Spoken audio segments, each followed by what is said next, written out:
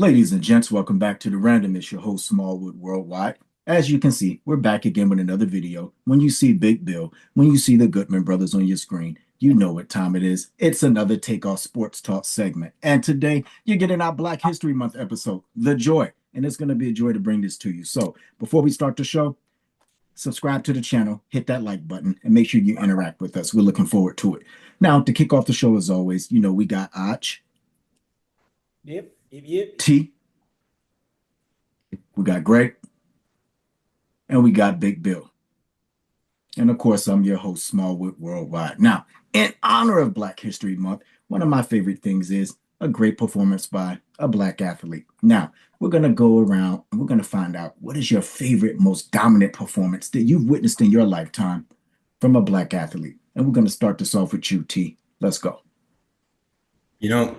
When I first thought about this and I saw single, my mind immediately goes to combat, right? Because that's like the most dominant kind of showcase that you can have, right? I don't remember, was it Burt Sugar or maybe Max Kellerman? One of those guys said, if you've got all the world's greatest all-stars playing a basketball game down the street and two guys that nobody knows about fighting, everybody's gonna be watching the fight, right? So I like that.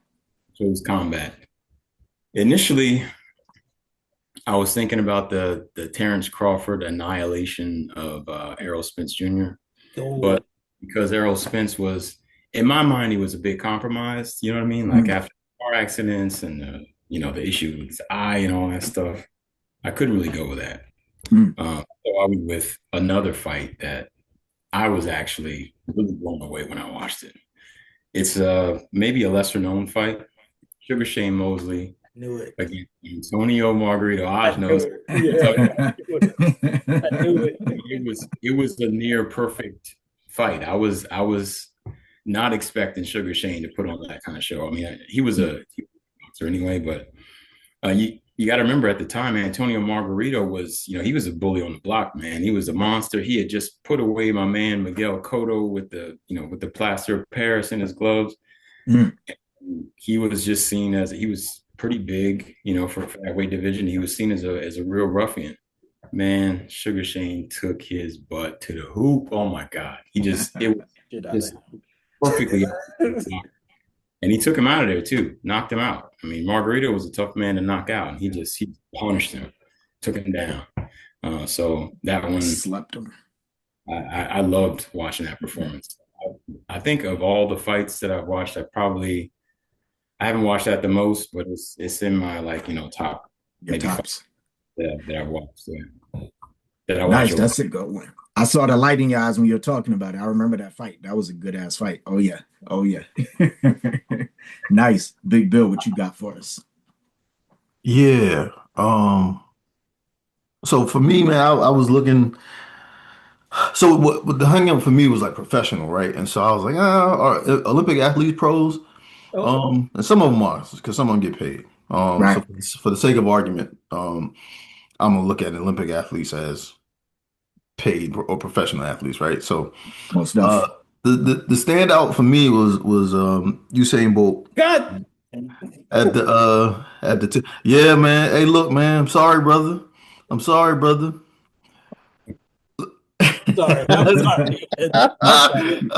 brother. Hey, look, man. At the 2008 Olympics, man.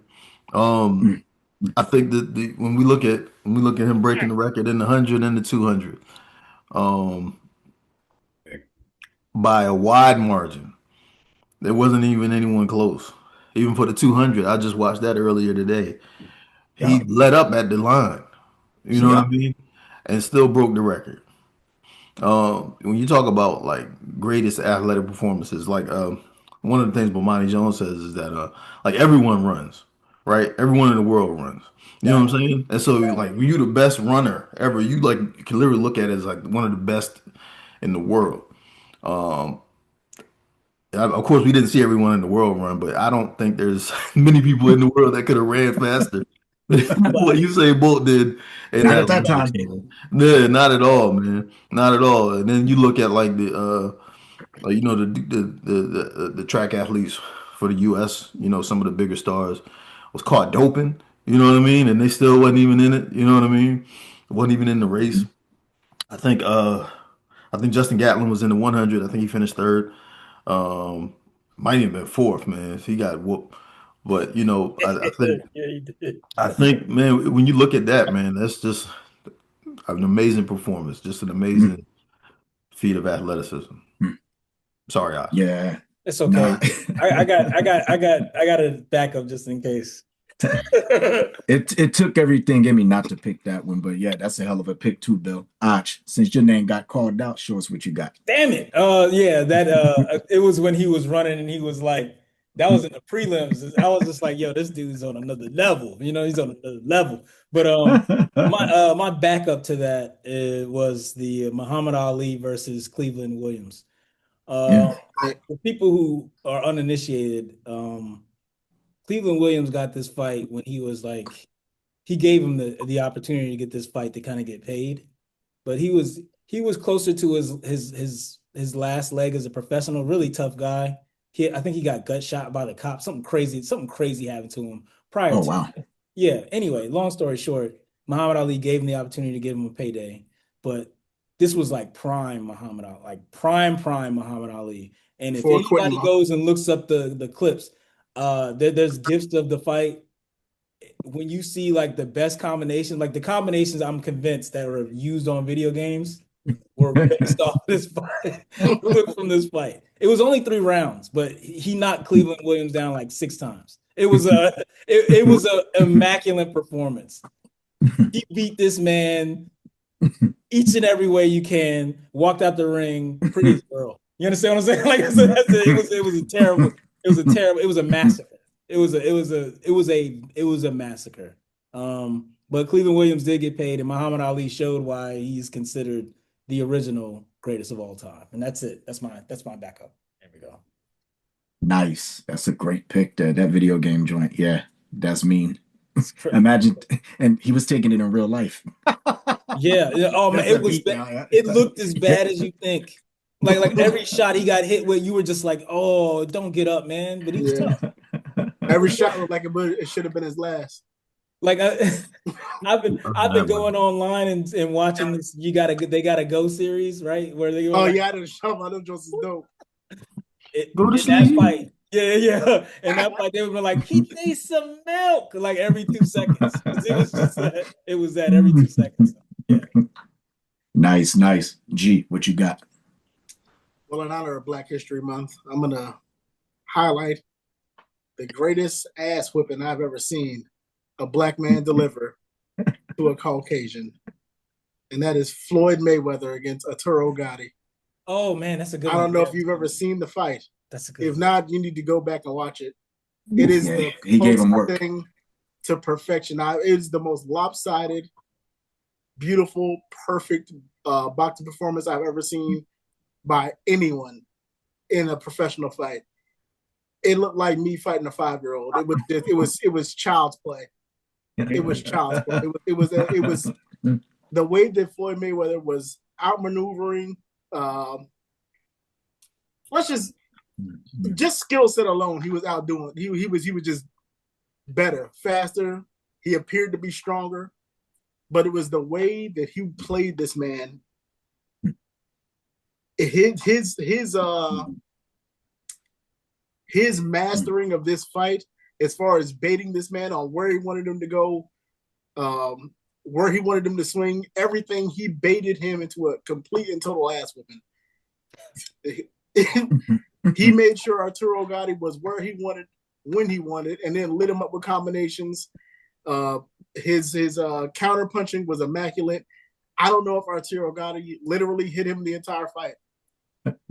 And that's not an exaggeration. I don't recall him laying a hand on Floyd Mayweather. But I do remember Floyd Mayweather no less than 3-punch combos landed. Like, he wasn't even just setting them up with a jab. It was 3-punch combos every time from round 1 until the ref said he's not going to make it, which should have been in round 3, to be honest. But they let it keep going because Arturo Gatti is a hell of a fighter and one of boxing's greatest warriors. Mm-hmm. And that day, he just, man, he beat him like a pale pinata. He beat the shit out of that man. It was horrible. Wow. Yeah. It is the worst ass whipping I've ever seen in my life. That's really high up there. That's a beat down. That's I remember really that high one. up there. Nice. So originally I had combat sports on there. It was like John Jones and Lyoto Machida, who was dominant at that time, but nah, you know where I'm going with this. Basketball 2016. And I was convinced he learned from the beating he took in, I think it was 2014 from the Spurs, LeBron James. His game 7 performance is probably one of the greatest feats I've ever seen in my life. Yeah. And so it's something where on paper, people remember the block or they remember Kyrie's shot. He had 27 points, 11 rebounds, 11 assists, 2 steals, 3 blocks, including the one that sealed it. But it was down the stretch doing all the things in a basketball game that you teach kids to do, right? They don't teach in the AAU circuit anymore. He was like a complete warrior that whole game. His stamina, I think he might have played the entire game. Wire to wire, watching him how he conserved his energy, watching him do all the little, like I've watched that final so much. Like if you go to my YouTube channel and like, well, my personal one, you look at like what I'm watching, I watch that game at least once a week. That fourth quarter, especially, like he was like human, like I think Iman Shumpert just called it on his interview, like a human GPT. He knows all the plays, he knew where it was going, he knew how to stop it, how to deter it. And I've just never seen anybody that determined to bring like a championship home and lead the entire series in all 5 major statistical categories. Yeah. So when you talk about a performance for the ages, and if you look at him at the end of that game, look at his jersey. That shit was crazy. It was crazy. And you look at other players where it wasn't like that. Like he did everything. He gave everything to that game. And so I had to say that was the most dominant performance I've ever seen outside of combat sports, of course. Like in any athlete, any black athlete or any other athlete, I've never seen anything like that. I still think it was Jordan's shot. No. And I know he got to steal. He did a lot of key things. I still love Dougie Fresh in 87, 88, what he did to the Broncos. But when I watched what LeBron James did, that was the first time where in my mind, as a person who grew up watching Jordan, I said he might be the greatest basketball player of all time. So that's my best performance of all time. Made them boys get KD that next year, boy. They was shook. They was shook.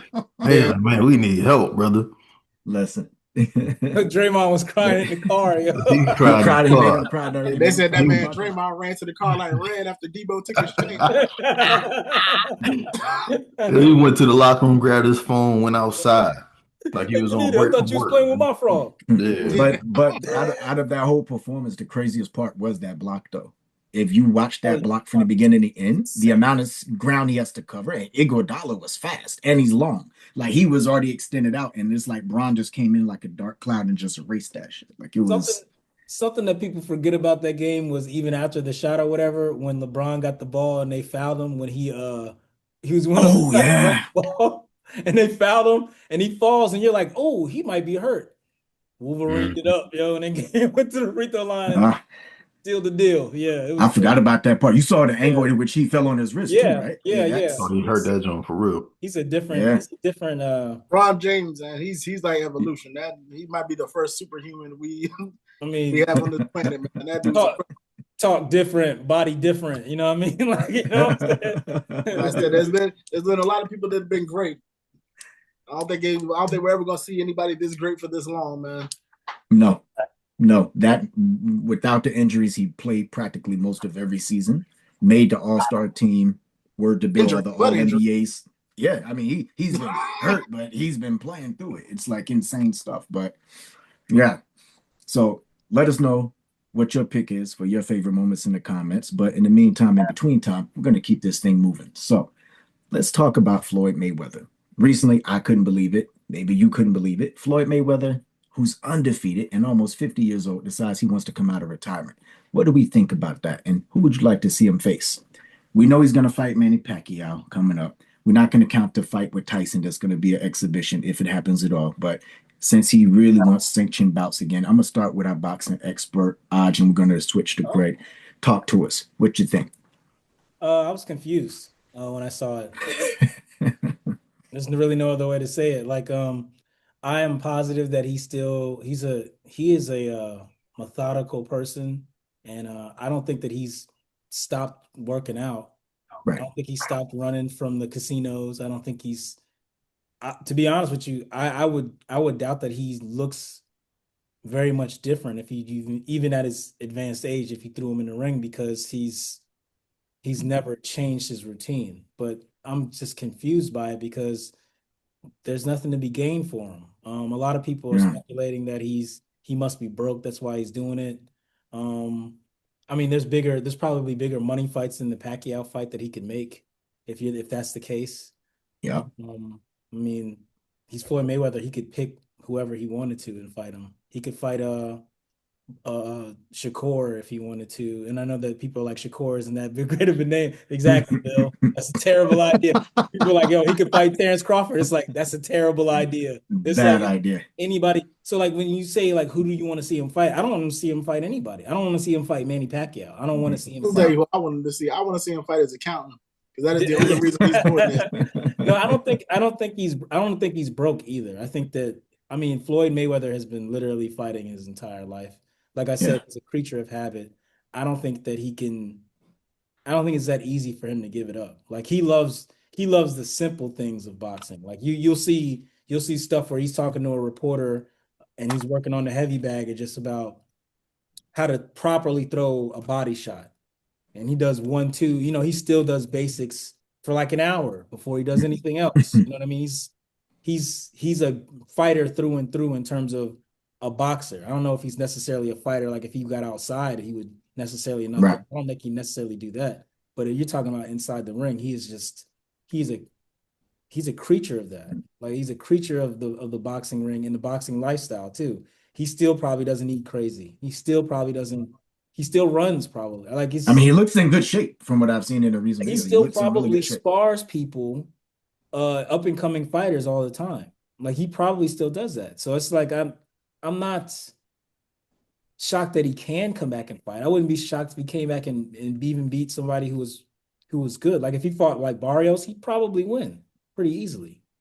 He fought Ryan Garcia, he'd probably win pretty easily. Oh yeah. But you fight Rolly Romero, he'd probably win pretty easily.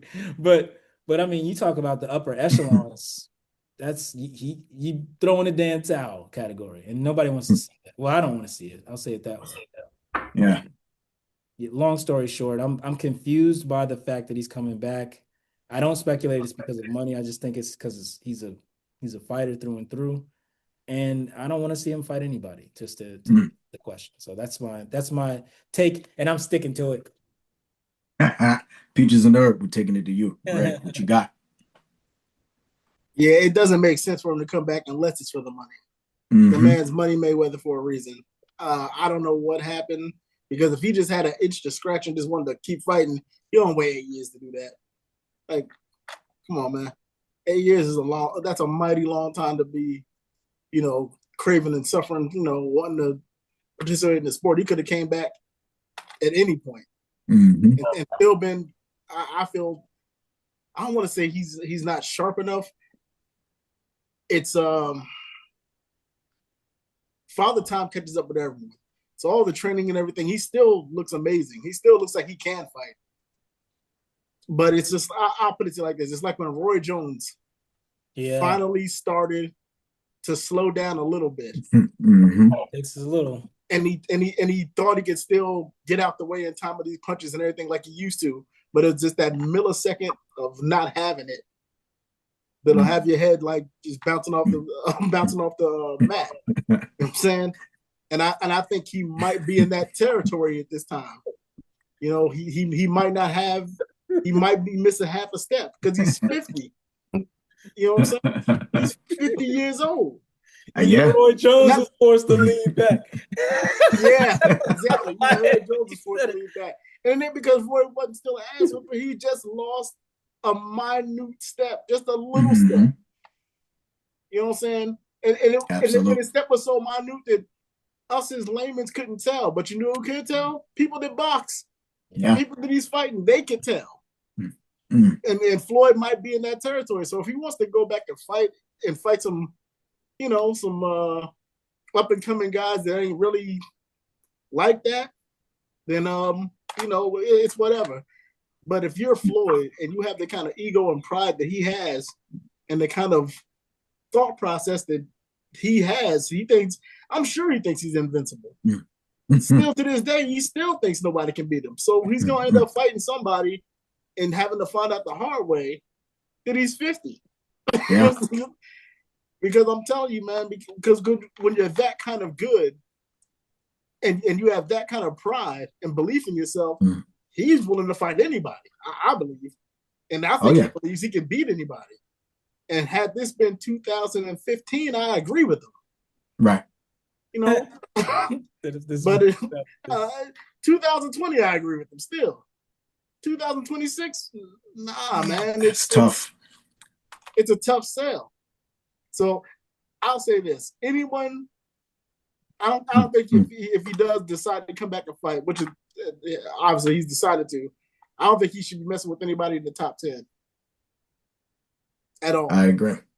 I'm gonna jump in. I'm gonna let T and Bill take us home here on this topic, right? So I was amused more than anything when he said he was coming back. I mean, we heard about the money problems and all that sort of thing, but I have a different theory. I think he saw Terrence Crawford getting all that love on the way out, and people speculating, you know, would Crawford be able to beat him in their primes or what have you? And I think, like all great fighters, that ego gets the best of you. You're like, you know what?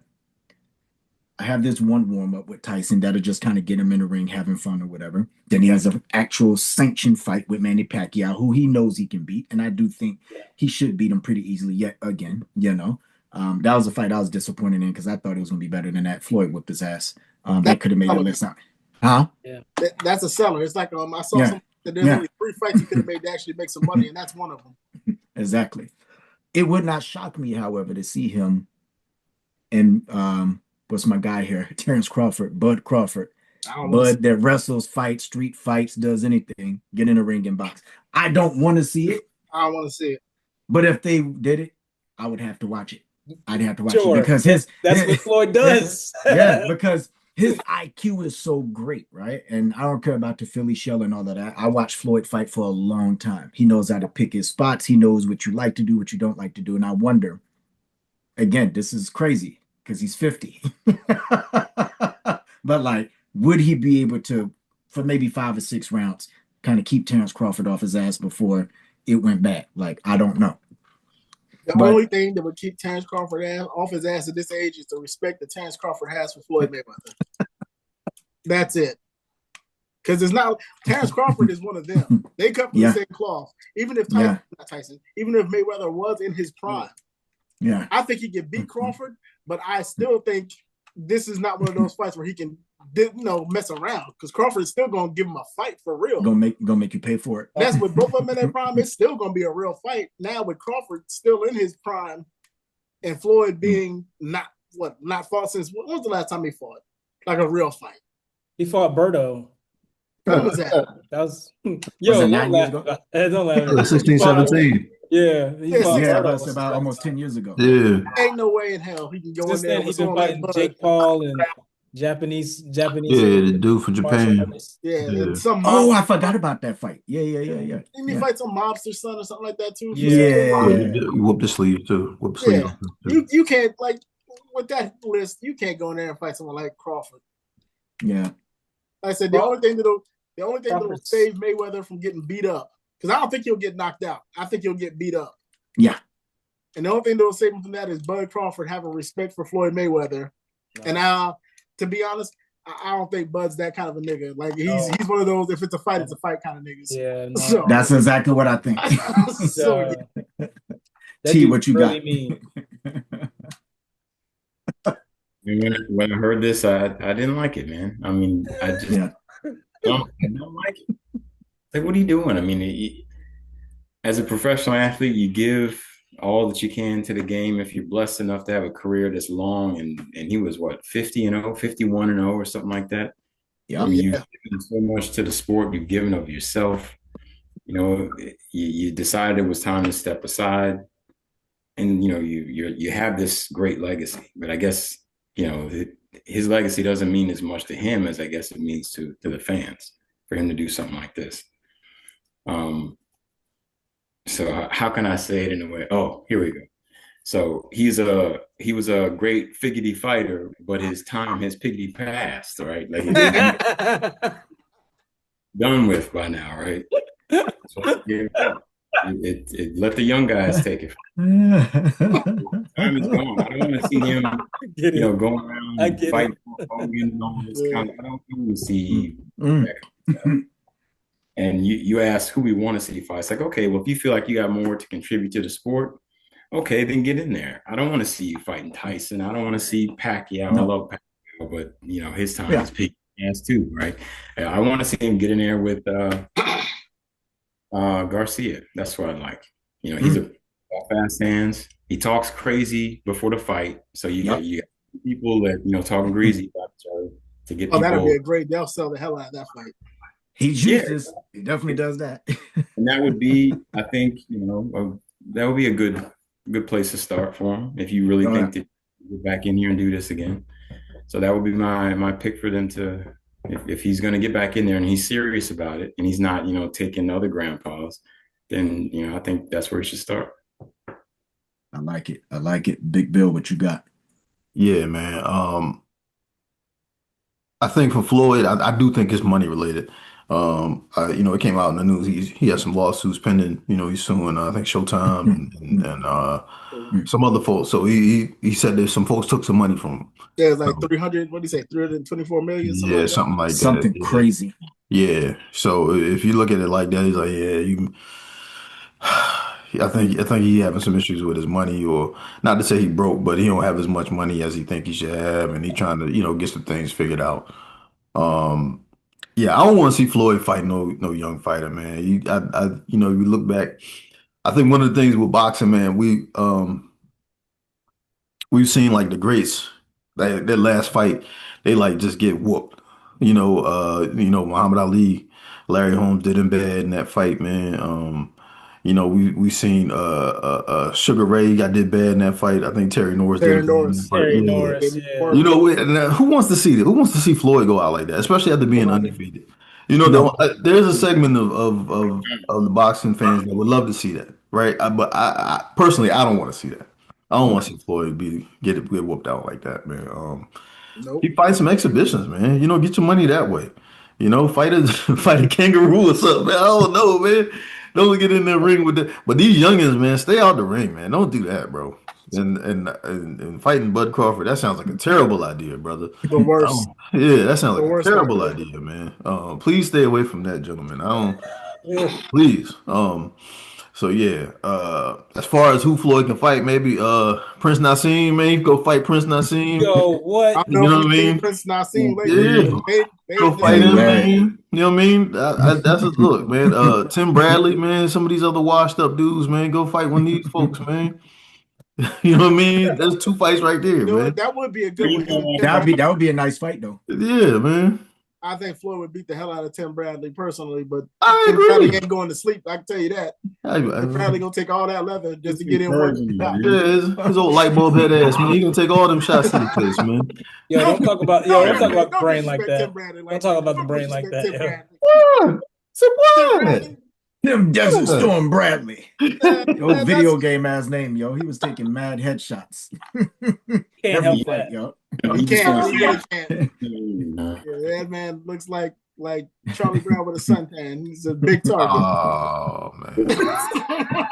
It was Black History Month. Come on, man. Got a big target. Come on, man. I wouldn't want to see Tim Bradley. Nah. He's a problem.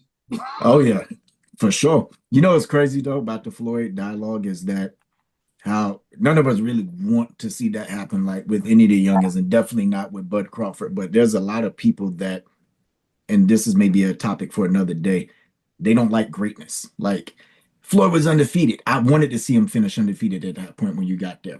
When somebody's great, I want to see their greatness go all the way through, right? And it's just like there's so many people, oh yeah, I want him to lose. Let this, but like they'll hit him with a sledgehammer if they could. And I'm just like, yo, enjoy the greatness. And that ass with that too. Like that part wasn't no punchline. Like I silly complaints about Floyd Mayweather. They've never been in a knockdown drag-out. I was like, that's his fault because he's that much better than everybody. The Miguel Cotto fight was. But yeah, that's close to him. But that's what I'm saying. And that's one of the knocks against him. He's never almost gotten beaten up. You don't have, and he's that good. Is that his fault? That's not that's dominance. That was a hard fight. You said who? think it was Corrales. Was that his name? The Diego Yeah. Corrales joint? Yeah, Diego Corrales. He fought hard against the drunken master. Oh yeah, back in the day. Yeah, back I in the said day. That was a there's hard only fight one for him. person that I think that really could have beat Floyd, that had all the tools to beat him, but he just didn't. And that was Zab Judah. He was just as fast. He was left-handed, and with that kind of speed and him being a southpaw, should make for a very difficult fight for someone like Floyd Mayweather with the styles. But he was out of control. Got beat up. I don't like this rabbit punches, everything. Yeah, he got out of control. Floyd must not care as much about that, about going out like that, as we care about it. Like He that's was- why He had he does care. talent already. I think Yeah, I mean, I think he cares about his legacy, but I think he cares about money more, and this is what this is all about. but I guess I'm trying to understand why not do, to Bill's point, why not just do the celebration fights or whatever, right? The exhibitions, have fun. Expedition. You want to do exhibitions? I'm fine with that. But that's Yeah. how you don't come out of retirement to do exhibitions, right?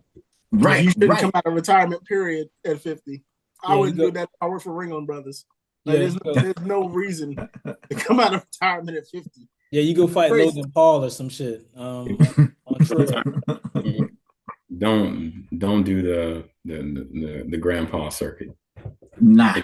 If you're coming out, then come out. If not, then do the exhibitions. That's cool. I'm good with that. Yeah, I'll watch it all day. Even if him and Manny did an exhibition, right? I don't care if some of the punches were stiff or whatever. Cool, they got history, but like, I don't want to see him fight anybody, like, for real, for real. I just don't, because you're flirting with danger. You're 50 years old, and 50 is 50 no matter how you look at it, right? You're in great shape and all of that, but all it takes is a youngin to catch you once. And then your body at that wrong time to say, oh yeah, you are 50. Yeah. And now we got to remember him looking like that against somebody that he would have washed, So I'm just like, yeah. We think about the greats, man. We think about Mike fighting these bums, these soup cans, and losing the fight, man. Roy getting punched out the ring in Australia, wherever he was. Yeah. Who wants to see him go out like that? No one. Nobody. Yeah. Nobody wants to see that. I'll put it like this. Nobody who respects and loves boxing for Right. real wants to see that. Right. There's people that hate Floyd just because they hate Floyd. But anyone who respects the sport, nobody wants to see that, man. It was sad to watch Sugar Ray get beat up by Terry Lawrence. It was sad to watch Ali get beat up by Larry Holmes. Larry Holmes. All that history you guys are talking about, Floyd has seen that same history. And don't care, apparently. I think this is also the way that people who get that good at anything are wired, that they believe that they can continue on. He's not going to believe until he gets knocked out. You know what I mean? Like he's just Exactly. That's what I said. That's why it's so dangerous for someone like him to do this. Because he believes he can. I guarantee you, if you ask him right now, if he can whoop Terrence Crawford's ass, he will pass a lie detector test saying yes. He's gonna say it. Let's take his name out of this. You guys, I'm just telling you how Floyd. I'm telling you that's how Floyd would feel. If you ask him right now, can he beat him? He'll say, "Absolutely, I can." You know what fight I love to watch is him versus Earl Spence. You know what, Earl Spence? Man, leave Earl, man. Stall Earl out, man. Stall Earl out, man. He's actually be able to beat Earl Spence at this point. I think he can still beat Earl Spence. Yeah, that's why I just because he can stall him out. I think he can outbox Earl Spence. I think still at this age. What about somebody like Devin Haney or something? I think he beat Devin Haney's a good fighter, but Devin Haney has bad habits. Yeah, I think Floyd will whoop him. That's a tough fight, man, but I think he will whoop him, man. I think him versus to Teofimo Lopez, that would be an interesting fight, because he's unpredictable. Teofimo can do stuff really good, and then he can have nights like against Cambosa, and he got well, I'll say it this way, because Shakur is like Floyd, almost like entering his prime. And Shakur shut him out. It was bad. But Floyd is not in his prime. But Floyd is the thing that Floyd does have is his brain. He's way smarter than all these dudes. I'm smarter at playing basketball, not better. Just not better because I can't do the things that I should do. Fair enough. Can't get there. Fair enough. To fight one of these like Garcia, being a tough fight. If he wins, great. Yeah, I still think that's a mistake too. Yeah, but being in that tough fight, if he wins, then it says to him, okay, maybe I do need to just go ahead and hang it up. You Right. get your pay, you get to win a fight. It's a tough fight. It's enough of a fight to let you know that what's around the corner is what you guys were talking about. Yep. Because I think Garcia is too fast for him Yeah. between the age gap at this point. But Floyd's mind would know what punches is coming. It's just, again, it depends on. Like I said, he can know That the night punch is that coming, night, man. and then his body can be like, wait a minute, and not move fast enough. Like I said, That's what I'm saying. like, That's what I'm saying. That's the real problem here. That's the thing that I'm concerned with. It's not that he can't beat. It's not a technique thing or anything like that. No, he can still do all the stuff he can do. Yeah. He just can't do it as fast as he used to. Is my fear. That's how you get knocked the fuck out. Yeah, because even in his prime, he got hobbled. Remember that fight? Y'all just want to keep fighting bums for the next 10 years or what? What's the? I don't want to see him. I'm not interested in seeing. The only fight I want to see is Floyd Mayweather and his accountant. That's the only people I want to see in the ring. I'll pay for that one. I don't want to see him fight, but I guarantee you, if he comes up on the bill, I'll try to find a way to watch the fight. That's what. And it depends on who. That's his gift. Yeah. Everyone's gonna pay for the fight regardless. I'm just gonna watch the highlights. I don't want to see Floyd get beat up. I don't want to see Pacquiao get beat up by Floyd again either. Nah, Pacquiao is that dude. But I've seen Pacquiao get beat up. Yeah, he been getting beat up. Yeah, he got beat up a couple times, man. Yeah, I've seen that before. It's different though. Yeah, he was still active. Like we were ready for that ass. Like this is just that was just casualties of war. You know what I'm saying? Floyd, this is just like he's just volunteering for an ass whipping at this point. He's just like, hey, who wants to beat me up? Like it's crazy. It's crazy at this point. Well, depending on who, like I said, depending on who he fights. If he fights a big name, now I forget who said it. Oh, it was what's his name? Ocho Cinco. He said the fights that he should take if he wants to get a big payday, try and get Bud Crawford into the ring, which is a huge mistake in my eyes. Terrible ideas. Go back and fight Pacquiao, which I think that's what he's actually doing. I don't even know how big that's really going to sell. I'll still. He said, or go and try and fight Canelo again, and that I don't think that's a good idea either. No, Canelo's mad coming off that loss to Bud, and he's still I don't think that's a good idea either. And smarter, no. Yeah, that would be an interesting fight. I don't think it would be. The Canelo Mayweather, that would be interesting because Canelo's old too at this point. Canelo's been fighting since he was like 5. He turned professional at like 6, something crazy like that. I don't know. He's been fighting a long time. I don't know. Maybe he can go back and try and fight like I ain't seen Triple G doing anything lately. Maybe he can. No. Maybe he do that. Oh man, you don't want that. Not maybe at all. Exhibition with Triple G, man. Supposed to be an expedition. Yeah. Hey man, it would turn into that shit. Yeah, throw the damn towel. Throw the damn towel. Throw the damn towel. I wouldn't want to see him fight Triple G. Supposed to be an expedition. Nah. I don't want to see that either. He needs some milk. That's what that would turn into. He needs some milk. And what weight class would he even fight at this point? Is he going to go straight middleweight or is he going to go? I don't know if they've even agreed on what the weight is going to be for the Pacquiao. That's his first official sanctioned fight, so I don't know. I would guess they're going to fight at 147 still. Maybe a catch weight at 152. At this point, 10 years, many years later, I don't know. I mean, he's still in great shape. I don't know. Still in decent shape. And Pacquiao's always going to be in shape. Pacquiao's still active, right? Yeah, he fought Barrios last year to a draw. Almost got a belt. Pacquiao's still active? I thought he quit like 2 years ago. He fought last year. He fought Barrios to a draw. No. Yeah. I know, argument could be made that he won that fight. Pacquiao. Maybe that's a bad idea too. It's a style fight. He's gonna be able to win because of the style that he.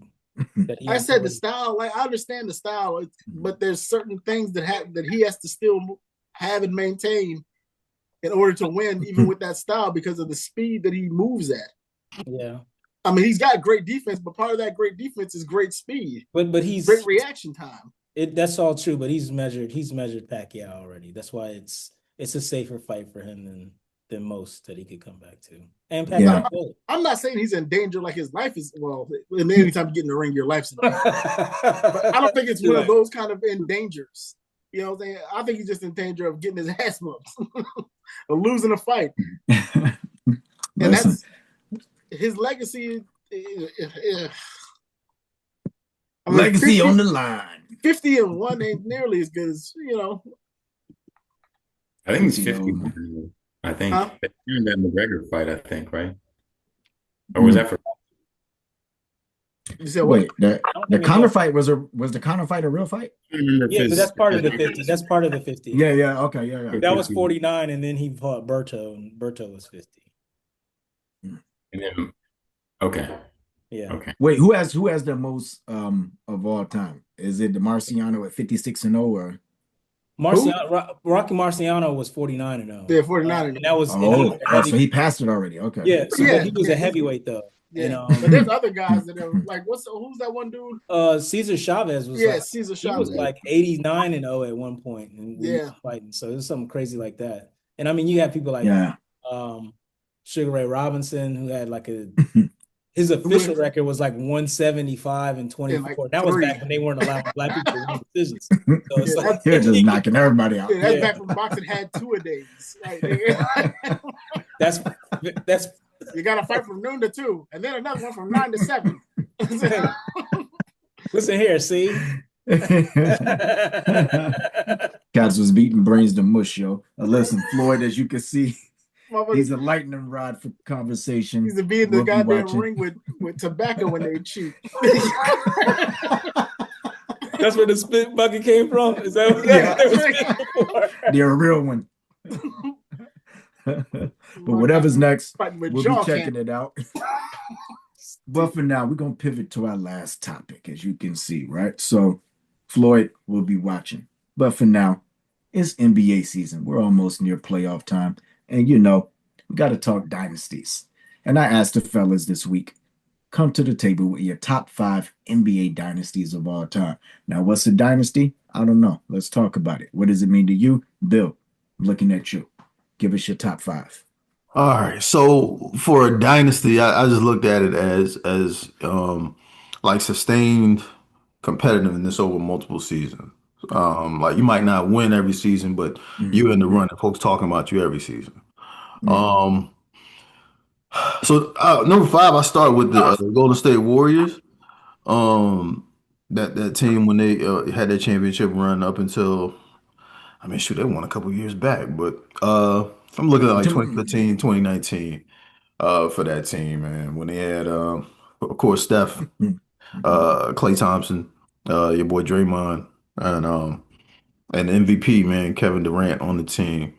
And I think when we look at that, man, they got three in 5 years, man. That's pretty good, man. Five straight finals, man. Regular season record. I think we look at those accomplishments, man. I think that's amazing, man. That's an amazing run right there, man. Shout out to them. I couldn't put them higher because of them having to go get KD after they ran into the legends, man. LeBron and Kyrie and them, man. But shout out to them, man. How many we doing? Just top 3? Bottom top 3? 5. Top 5. Yeah, we could do the bottom 3 first. Yeah. Okay. All right. Number 4, I got the Celtics, man, from 57 to 69, man. Shout out to the legend, you know what I mean? Bill Russell and the thing, man, you know what I mean? Legendary center. Some folks call him a power forward, but that's all right, man. I don't know what they mean by that. But man, 11 championships in 13 seasons, man. 8 in a row. You know what I mean? Bill Russell, Bob Cousy, you know what I mean? Them dudes, man. Man, they left the boiler plant, man, and came straight over and hooped and gave boys 8 in a row. Shout out to them, man. They made Bill Russell go in the back even when he was getting them rings, man. That's crazy, man. Rest in power to Bill, man. All right. Happy Black History Month, man. Number 3, and then I'm gonna pass it off, man. Showtime Lakers, man. Kareem, Magic, James Worthy, you know what I mean? Worthy.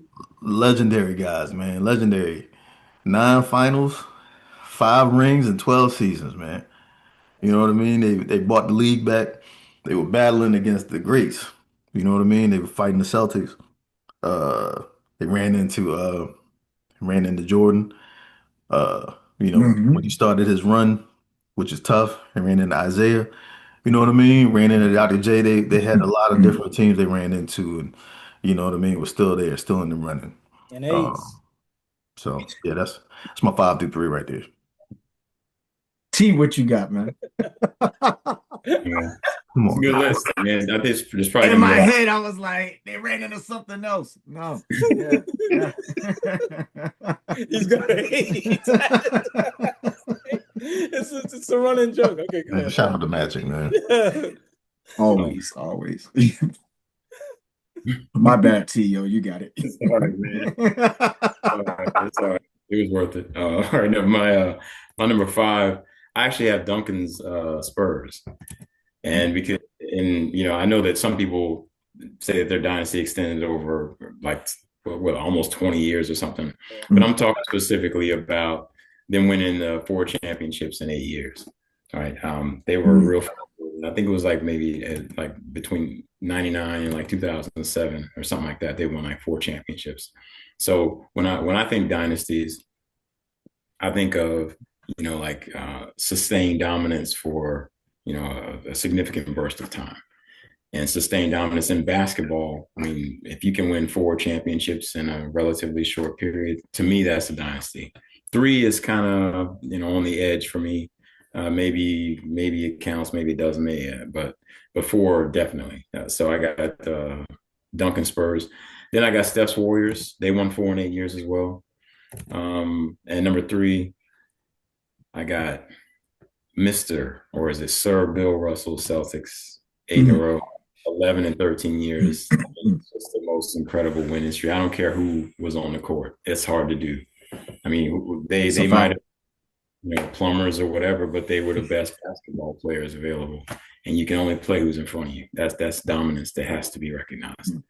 I like that. I like that. You can only beat who's in front of you. And I'm gonna jump in. I'm gonna throw it to Aj and G to take us home on our top 3. Number 5, I got the Heatles. 4 straight finals, 2 championships, and I think that they should have had 3, but you know, we don't know what happened in that Mavs series, but that's hard to do, going to the finals 4 straight years. I think that when you have the teams as constructed the way they had, it's even harder when everybody knows what's coming. And people forget you still had the Celtics together at that time. You had the Spurs. They were together. I mean, they had a lot of great teams they went against. People act like they were just playing plumbers. So I have a lot of respect for that Hedo squad, and and they, you know, they made it look easier than what it should have been. But that was a phenomenal run. My number 4, as spoken about the last 2 times, and you know it's going to get mentioned again, the Celtics, 11 titles in 13 seasons. That's hard to do. I don't care if it was 57 to 69. I don't care if it was 27 to 67. Guess what?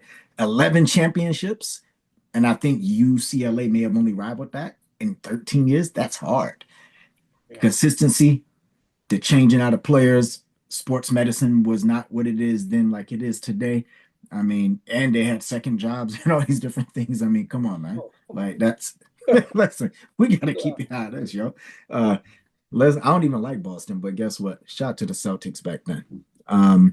My number 3, and it was hard because they arguably could have been a top 2 easily for me, is the Spurs with 5 titles in 15 seasons. So Popovich, Duncan, Ginobili, Parker, Bruce Bowen, that whole crew, they're hard, man. They were hard, and they arguably could have won almost any other year. That's how good they were. They were just like, it reminded me of my number 1 pick, but when you watch the Spurs play from that era, it just looked like how basketball is supposed to be played. Like the defense, the offense, it was like poetry in motion, literally. I hate to be cliche, but it was beautiful to watch, man. And it was just like, what if they had David Robinson in his prime at that point? They might have won a few more, but listen, that Spurs team, it was nasty. And they had the right coach. Popovich, listen, that's not talked about enough, how the players even now gravitate towards him. And, you know, he's at the end of the road there, but it's like that Spurs team, they could have won even more if it wasn't for another guy. But I'm going to pause for now. I'm going to throw it to you, Arch. What you got? Well, at number 5, I have the Minneapolis slash soon to be Los Angeles Lakers. I name it by the dominant players era. So Mikens Lakers. I like it. The original dynasty for the league. They kind of created the league, so to speak, and they were the ones who kind of set the path for it. At number 4, I got Curry's Warriors. Great run by them. Mm. And I also so let me just say what the dynasties are to me. Dynasties are in the moto tradition, at least in the way I look at it, is three championships in a row, and Mm. or a sustained excellence through Mm. a decade. So like if you Mm. dominate a decade, then you're part of you're dynastic. Like if you want to switch sports, like the 49ers were dynastic for the 80s, right? Or if you're the Cowboys in football, two is probably the most you can do in a row. They did like three. Yeah, it's hard. So that's crazy, right? So with that being said, yeah, I had Mikins Lakers at 5, Curry's Warriors at 4, because they also lost in finals, which means they kept getting back to the finals. Mhm. At 3, I got Jordan's Bulls. Now, a lot of people will be like, why Mm. would you have the Bulls at 3 when they won? They had two dynasties legitimately a little bit apart, but you'll see why when you get to my next two. As far as dominance goes, they were the third, at least to me, the third most dominant team that's ever been put Ooh, on the floor. I'm intrigued. I'm intrigued. I got to hear more. But Yeah. for now, Greg, what you got? All right, first I'm going to give my honorable mentions. Wait a second. That's what I'm going to do first. Honorable mentions. Damn it. The Spurs, the Tim Duncan Spurs, and the Larry Bird Celtics. Mm. Those are honorable mentions for me. That's a good pick. So starting at number 5, the Shaq and Kobe Lakers. When those two guys were getting along, there was no stopping that team. They're impossible. I don't know if there's a team in history that could have actually beat them when they were at their peaks, doing their best, playing their best. It's hard to imagine anyone being able to handle Shaq in the paint and Kobe on the perimeter, along with the rest of the team. I don't know, because there's Shaq makes it hard. Yeah, that's a good point. Just pick your poison on how you want to die, because you're gonna have to address Shaq, and if you gotta address Shaq, then you can't be out there. And Kobe 1-on-1 is dusting damn near anybody. Well, you know what poison to pick. Yeah, Detroit. But I mean, okay. But that was, like I said, I'm talking about when they were getting along and friendly, and then that was the end of the road for them. There was already a bunch of beef, and but nobody was stopping Shaq when he was motivated. Yeah, nobody was and they were getting along. I think people forget. I don't mean to cut you, but people forget Shaq was running a full court, blocking shots, hitting like jump. He was doing it all back then. Like Shaq, I think they remember Shaq at the end of the road. They don't remember Shaq in the Lakers in 01. Yeah, we're talking athletic, agile Shaq, young, very underrated footwork Shaq. Shaq was a monster. He was a problem. There was nothing you could do. You know how many giant bums got jobs just to sit down there and foul Shaq? There's like 30 big, tall white dudes that shouldn't have been employed because of Shaq. I like Joe Klein.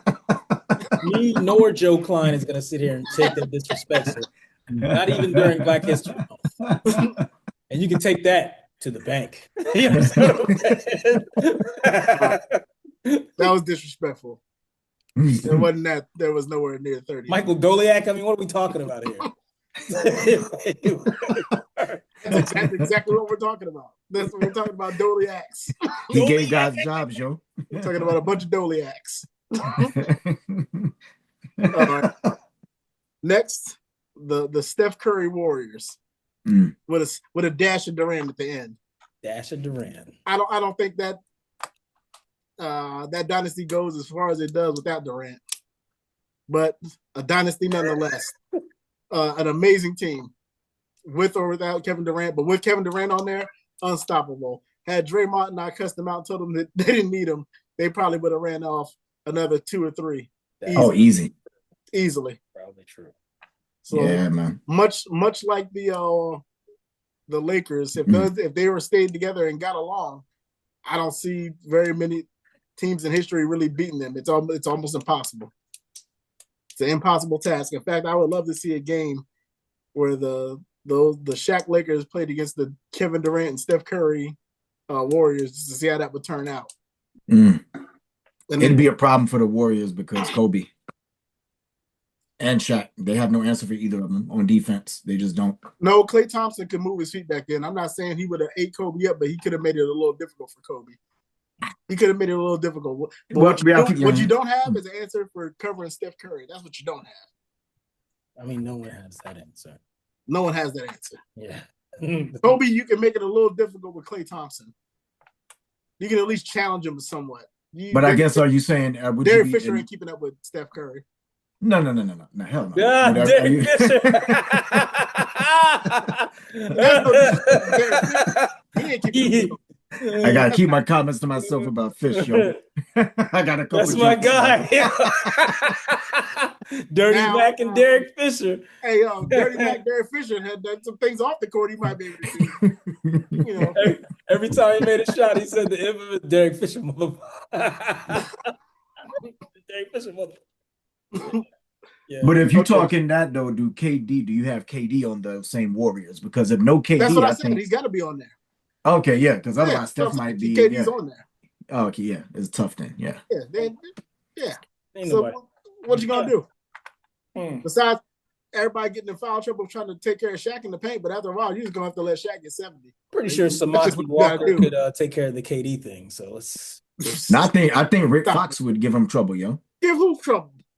KD, yeah, on defense, yeah. Rick Fox was a better defender. Just because Rick Fox from Carolina here and KD don't doesn't mean he's gonna give him a problem on defense. In fact, I feel like KD would feel slighted looking at those curly locks and eat Rick Fox's ass alive on that court. He'd be like, "Yo, how dare you do your hair before the game? Like, you supposed to come out dirty. Come here with all your hair and your skin all lotion." KD would say some shit like that too, yo. Yeah, how dare you groom before the game? Yeah, groom. What's wrong with you? Here, smelling like soap, nigga. There you show up to this court with deodorant on. Disrespecting the game. You said, "Take this J with you." Yeah. Not, like I said, that's no disrespect to Rick Fox. He ain't got nothing for KD. That man I'll pay to see it. Yeah, he couldn't even do nothing with Chris Webber, man. There ain't no way that leads. Come on, man. No Rick Fox slander, yo. Bill, what you got in the top two? Hold on, man. I thought you got three. No, my third one is the 80s Lakers, man. The Magic Johnson Showtime Lakers. Beautiful team. One of the best, most entertaining teams of all times. One of the winningest teams of all times. You know, I think had Kareem had more years left in the tank, they get at least 2-3 more championships out of that team, man. Yeah, they wouldn't have lost to Boston, I can tell you that. Yeah. 2-3 more championships if Kareem isn't starting off on the team at 37. What are you talking about? I don't know about that, man. Well, you don't know about Kareem being too old? No, I'm talking about like he said, Boston not getting the ring. I don't know about that. Oh no, Larry was with a younger Kareem, like more like meaning he didn't come there 37. Yo, Boston got 3 in the 80s because in that time frame because of that. But listen, I don't know. Nah, man. A younger cat. Larry was gonna get it. Larry was gonna get at least 1 or 2. Yeah, I mean Larry's cold, man. Yeah, listen, Larry cold. I don't front on him. It ain't just Larry though. You got McHale and the Chief was also nasty. Dennis Johnson. They were the ugliest team in all of That's not what we're talking about. That's not what we're talking about. That's not what we're talking about here. They got some working class faces, nigga. Exactly. Some working class faces. They had 80s face. They were 80s face legend all-stars, yo. They were, They all look like extras for The Walking Dead. They were some ugly zombie face bastards on that team. Yo, just because it was a thriller, just because they look like a thriller video, that don't mean that you can sit here and talk like that. Yeah, all of them look like the bad guys on Scooby-Doo before you pulled off the mask. Oh, shit.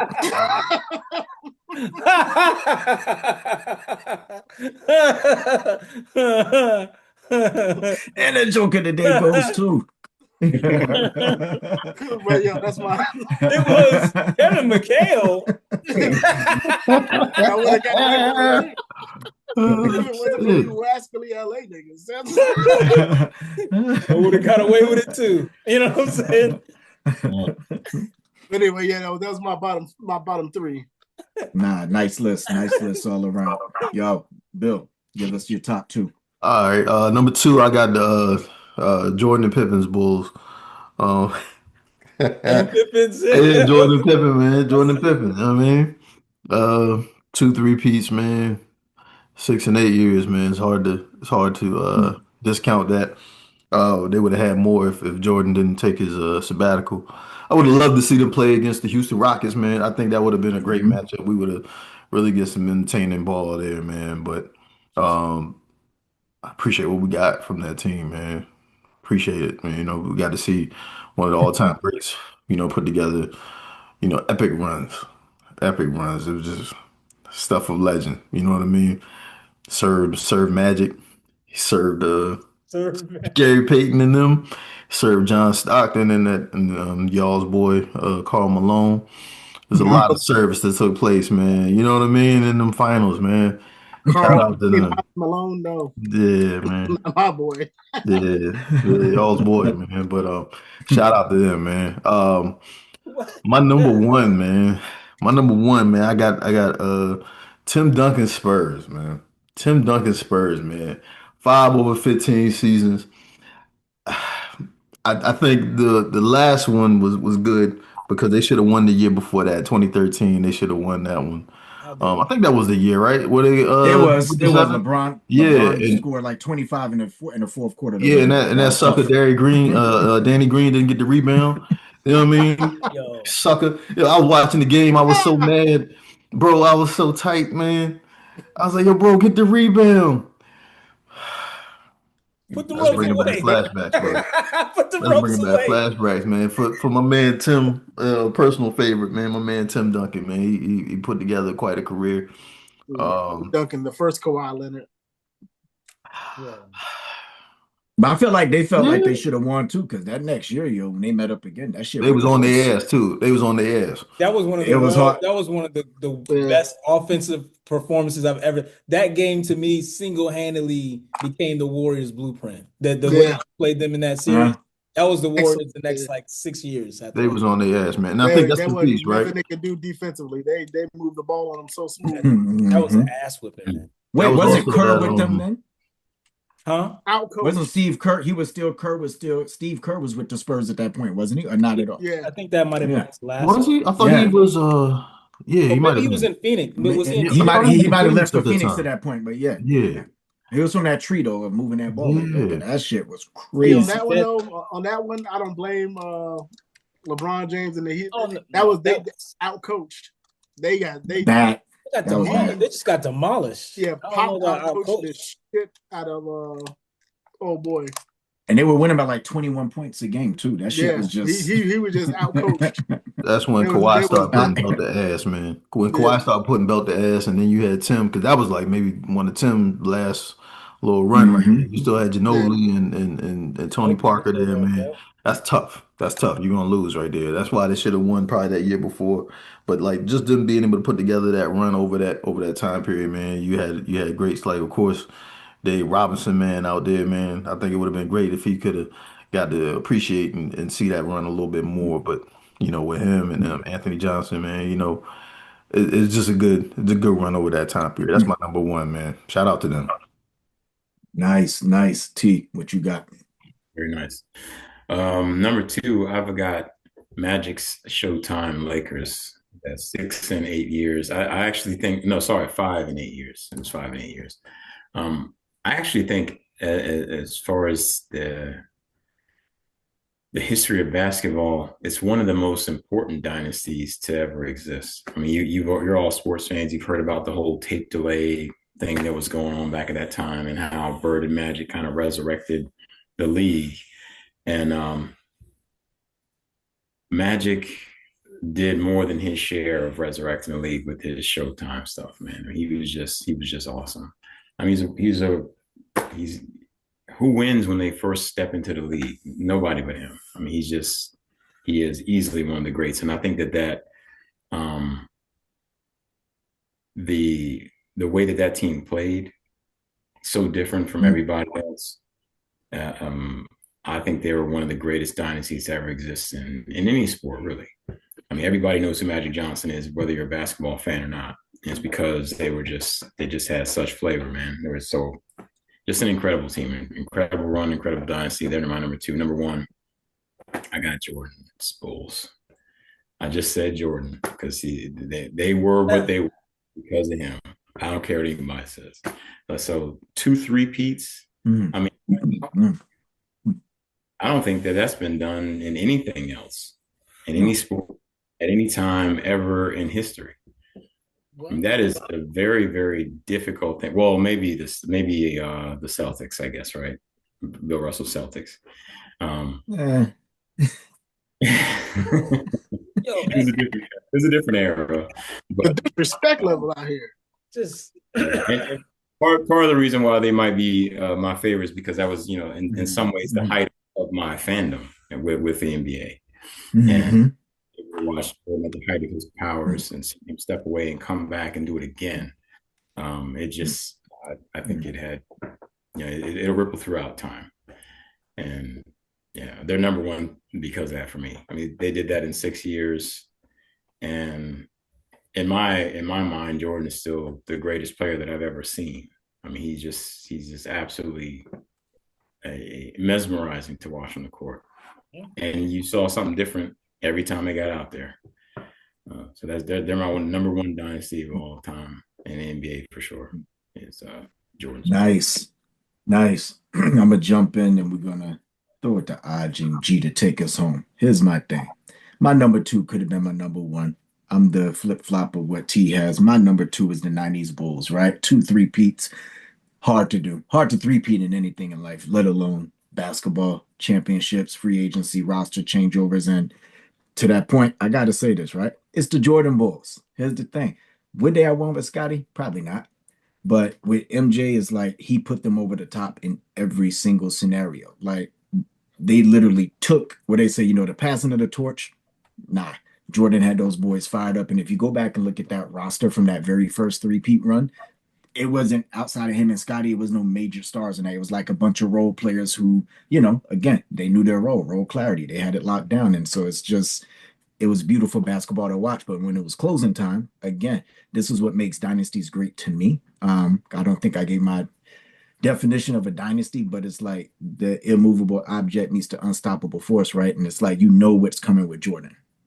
You don't know how he's going to do it this time, but you know it's coming. And you know that you're going to try to stop it. And word is bond. Look at the 2 3-peats, right? Gary Payton, that team was tough. The Trailblazers, that team was stacked and tough. And they had Clyde the Glide, right? Like, I mean, they were loaded. Look at what they did to get there through the Pistons, right?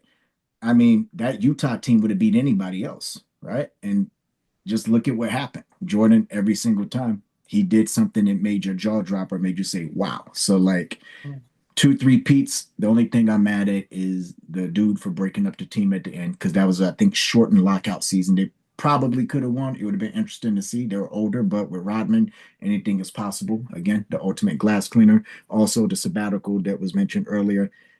I mean, we can't do revisionist history, but I would love to have seen them with the Rockets because I don't think that with their role players they had an answer for Olajuwon, but I felt like Olajuwon and Jordan would have canceled out each other to a degree. So it would have been fascinating, but that's my number 2. I don't know, I got to take on that whole Bulls and Rockets thing. Yeah. I think the Rockets would have beat them the first year. I won't disagree. Without Rodman? Yeah. They wouldn't have won without Rodman because they have no answer for Hakeem. Well, but Bill Winnington was Bill Winnington, bro. What's y'all? Luke Longley? What y'all saying? What now? Okay, first off, Luke Longley wasn't there either.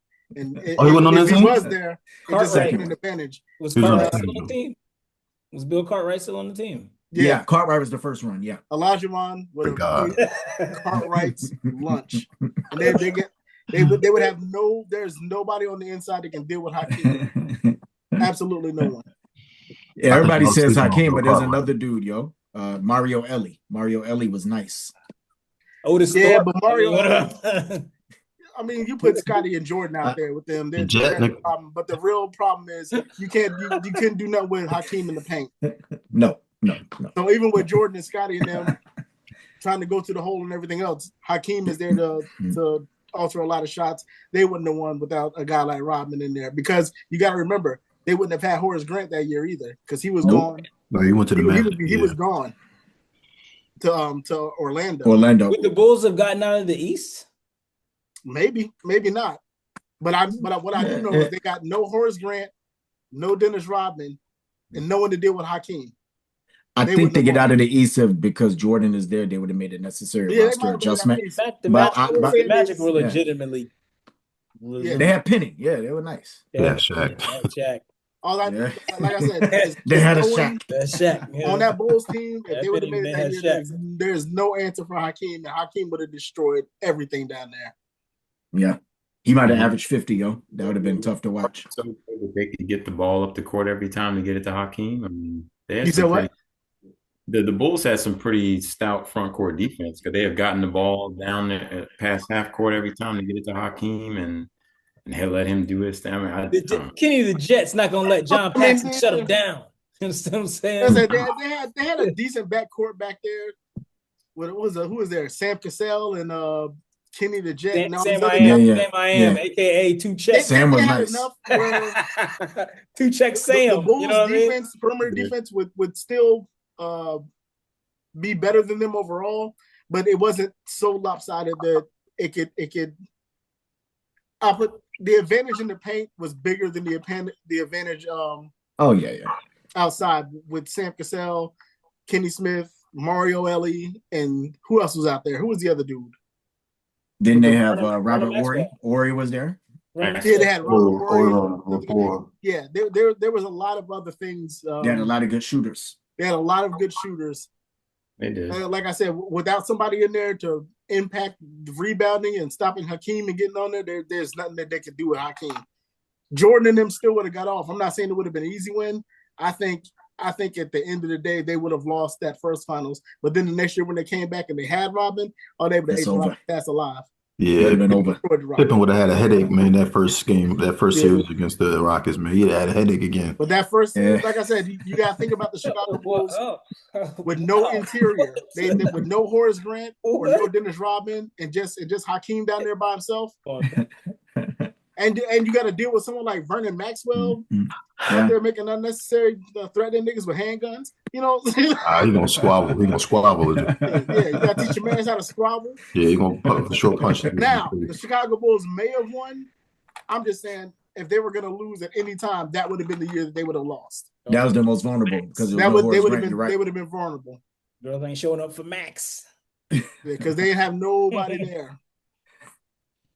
Nah, that's a good call. And as a matter of fact, if they had Horace Grant on Chicago when they went up against the Magic, they would have beat the Magic. Oh yeah. Their problem was they had no answers in the paint at that time. Well, you saw what happened that next year. They went and got the craziest. Yeah, and then they got someone in the paint, and then the 3-0 again. They got Michael with still fresh legs. You know what I'm saying? So anyway, go ahead to your number one pick. Oh yeah, I mean that's something else we can debate later though. No, it's a good topic. But my number one is no secret. Showtime Lakers, 5 championships, 9 years. I think that when I first saw them, that's when I became a fan. It was because they were a team. Like they had fun. Like if you ever go back and watch the Showtime Lakers from the 80s, it's not they were smiling, they were like throwing alley-oops, they were like Magic Johnson with all kind of crazy passes, living up to the name. Kareem with the unstoppable skyhook at that point. You know, they were that team. They had the swag, they had everything. And it was just watching them versus all the other teams. Even when they ran into adversity and they lost that one year, watching them bounce back was beautiful as well, because as great and beautiful as the brand of basketball they created and the Showtime element and making the fans actually be on your feet in an arena. And I know at home it was fun watching, you know, they had a mean streak to them that when they wanted to prove a point, the Lakers got out there. They can get after it. And so every player on that roster, I think, knew their role. But more importantly, every player on that roster knew the expectation. And I think it started from the top with Magic and Kareem, and it trickled down beautifully. And big play James or Byron Scott, you can name it, AC Green, it doesn't matter. Everybody on that roster could get after it. And it was nobody tired, nobody load managing. Sorry. It was just one of those things where when I watched them play, I was like, this is basketball, yo. I'm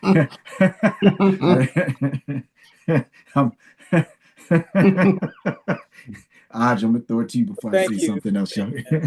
I'll be quick because I'm running out of juice. So my number 2 of all time. Where's OJ when you need him? Yes, of course. Juice, man. I'm gonna let the joke sit. I'll let it sit for a second. I'm gonna let it sit. So my number 2 actually is Magic's Lakers. It spans over one. They own the 80s, but he won in the 70s and he got to the finals in the 90s.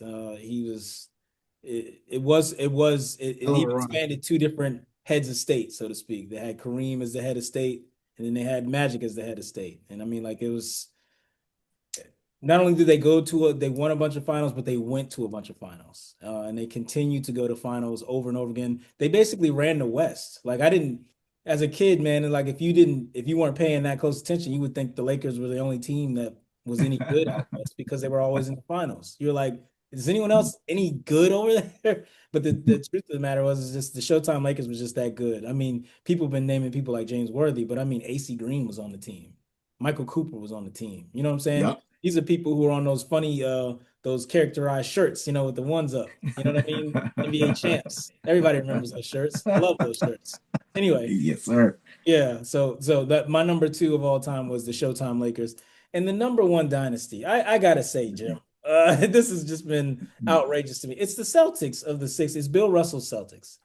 It's Bill Russell Celtics. I don't know how else to say it. They kept the legacy of people like Wilt Chamberlain from being so preposterous that it would have been like, people aren't even going to play basketball because what's the point? Bill Russell's Celtics. A lot of people don't remember. Bob Cousy was there before it. Bill Russell got there. They were okay. I don't think they won anything. Bill Russell gets there. They win. Bob Cousy retires. They just bring in a bunch of people, and all these people are Hall of Famers. And I don't think it's because they're Hall of Fame players, but it's because the game that they played was just, they won all the time. They just won. You can't not put those dudes in the Hall of Fame. Casey Jones is in the Hall of Fame. Sam Jones is in the Hall of Fame because they played with Bill Russell. That's it. like that's it. Like these dudes, they got off to a rip roaring start in terms of like that. And honestly, before the league got to its highest prominence, that was kind of the thing that establishes the NBA. Like there's a lot of leagues that start like that. Like for the WNBA, the Houston Comets were like the early Celtics, where they established that. Yeah, like the New York Yankees established the MLB to where it's like became a mainstay. That's what these Boston Celtics were. And although they did not, like Larry Bird and Magic Johnson take it off tape delay and things like that, I believe that they are the reason why the NBA had a league in order for them to even get to that next point, because they established such a high bar of what you should be able to do as a team. And I would argue that that's probably the greatest professional team in sports in a 10-year run. I mean, like, yeah. They won like 8 in a row. I understand that there wasn't as many teams. I understand that it was in an era where you could say there weren't quite as many teams that were stacked because they didn't have free agency and stuff like that. So they had the same team coming back every year, and it was kind of like a rec league where dudes are coming back over and over again with the same favorite team, and you're like, we got to find a way to beat Brad and them again. But long story short, man, that team kind of made the NBA, and it set a gold standard for the NBA and in sports in general that has never been touched by any other team in any other sport at any other time. You know how crazy that is? They won 7 in a row. You're like, all right, maybe this is our year to beat them, and nope. Got you again. I understand it was closer to being like a rec league back then, but they ran the NBA like a rec league. They just like, these dudes are winning. Everyone's playing for second. So G, take us on. Yeah. Bill Russell, power forward of all time. Bill Russell. Bullshit. Yeah. Let y'all get that off here. Not again. We're not doing that. Okay, go ahead. I'm sorry, man. I shouldn't have talked that long. Go ahead. G, so me.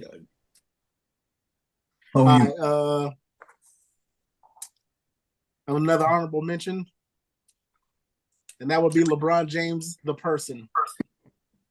One of the greatest dynasties I've ever seen in my life. That's a fact, though. LeBron James, the individual player, is damn near better than most franchises' histories. But moving on. The 90s Bulls, the Jordan and Pippen Bulls.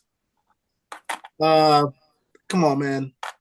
In all honesty, we're talking about a team that probably should have closer to 8 or 9 championships had Jordan not left one year and had they not tried to break up the team at the end, because I still think that after they did the last three-peat, they had at least one more year in them to win another championship. So, I mean, just they're so good that they were the talk of the summer in 2020. That's how good this team was. 2020, and the team hadn't won since 1998. They put out a documentary about the team. That's how amazing these guys were. And they only covered really the last year, but just the legacy of it all. I mean, they have I'll say the greatest player of all time, but you could say arguably the greatest player of all time. And Michael Jordan, he's at least the most mythical player of all time. Like, this guy, his legacy will never go anywhere. He's one of them. He's up there with, like, I don't care how good you are at reggae, you're not Bob Marley. I don't care how good you get at karate, you ain't Bruce Lee. You know what I'm saying? He's one of those guys. He's one of them. He's like Michael Jackson. One. It don't matter how you think you're famous. Have you heard of Michael Jackson? He's up there in that echelon of people where you're never going to take his crown. You can get close. You can get compared, but you'll never take his crown. He's one of them. Hell yeah. Even now they say you're the Michael Jordan of, and they say that in 2026. 2026. So with that being said, had he stuck around, maybe they're become number one. But back-to-back three-peats, I don't think we're ever going to see that again.